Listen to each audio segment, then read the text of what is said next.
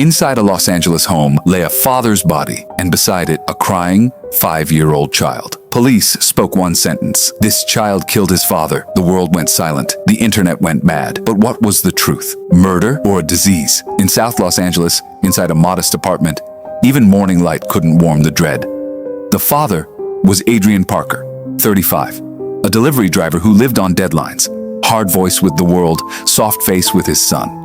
The child, Leo, was 5. Crayon-stained fingers, cartoon songs, and bedtime questions that never ended. The mother, Nadia, worked as a nursing assistant on night shifts, always tired, always trying. That morning she unlocked the door and felt something wrong at once. No TV hum, no phone ring, only a slow drip from the kitchen sink. "Adrian," she called. Nothing. She stepped toward the bathroom, and what she saw through the cracked doorway locked her body in place. Adrian was down on the floor. Leo sat nearby, eyes wide, breathing fast, with red smeared on his hands. "Mom, it came," he whispered. Nadia screamed, neighbors poured into the hallway, and 911 was dialed. Until the ambulance arrived, Leo barely moved, like he was watching his own life from a distance. The first report wrote the line that would detonate the city. "Child kills father." Detective Rosa arrived, read it once, then again, feeling the weight of a headline becoming a verdict. She studied the stillness, the spilled water, the missing answers. Rosa wrote one line: "Don't arrest the child, arrest the fear." And the hallway felt colder than the street tonight, for everyone. Nadia dialed 911, and Rosa arrived soon after, sensing this case would break hearts. At the station, taking Leo's statement felt impossible. One moment he buried his face into Nadia's shoulder. The next he stared past the wall and smiled like someone else was standing there. Detective Rosa lowered her voice. "Leo, tell me what happened." Leo pressed his palms to his ears and whispered, "The cloud said..." Rosa paused. "What cloud?" Leo pointed to an empty corner. "The black one. It comes at night. It talks." Nadia shivered. She had mentioned nightmares, but not this. Friends of Adrian told police he'd looked worn down lately, coming straight home, speaking less, snapping more. Nadia admitted another detail. Days earlier, Adrian and Leo argued over the tablet. It started small, turn it off, go to bed, and Adrian's tone turned sharp. "You need discipline." Leo sobbed, then spent the night claiming the cloud was watching him. Nadia planned a doctor visit, but shifts and bills buried the plan. Social media heard the headline and ignited. "Evil kid? Bad mom? True crime LA?" Hashtags surged, and strangers built certainty out of pixels. Some turned Leo's drawings into proof. Others blamed Nadia for working nights. Rosa found a detail that cut through the noise. Adrian's phone held late-night audio notes. In one, his voice shook. "If I go down again, don't blame Leo. He sees something, and I think I'm starting to see it too." What was Adrian seeing? Rosa replayed the note twice, then a third time, listening for background sounds, breathing, footsteps, anything. She asked Nadia about medication, about fevers, about head injuries.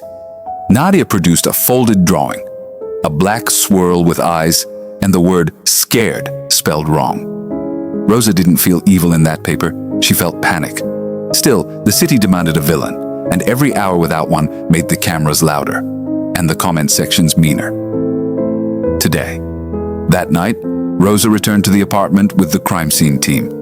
The word cloud wouldn't leave her. On the fridge, a pediatric appointment card never used. On the counter, a calendar filled with crossed-out sleep and repeated bad night notes. In the bedroom corner, a nightlight glowing like a tiny lighthouse against a storm. The house felt like fear had lived there long before the sirens. Nadia finally admitted the truth. For 4 months, Leo had been different. Sometimes laughing, then turning rigid, then speaking to someone who wasn't there. She hid it, terrified of labels, terrified of judgment, terrified of losing her child to a system she didn't trust. Then the medical file twisted the story. Since infancy, doctors had suspected a rare neurological condition, episodes resembling temporal lobe seizures, where a child can experience voices, shapes, and terror as if they're real. During an episode, the brain can trigger fight or flight, memory can splinter, and afterward, the child may not understand what happened. There had been no confirmed diagnosis, no treatment plan. Adrian wanted tests. Nadia feared cost, stigma, and waiting lists, so they kept saying, "We'll handle it." Building cameras confirmed more. Adrian entered alone with groceries. Minutes later, a neighbor knocked, likely hearing a sudden crash. No stranger came in, no hidden figure slipped out, not conspiracy, tragedy. The court ordered evaluation. In a quiet room, Leo told the clinician, "Dad isn't dad. The cloud is." The clinician noted brief eye freezes and confusion. An EEG showed abnormal waves. Was Leo a criminal or a patient?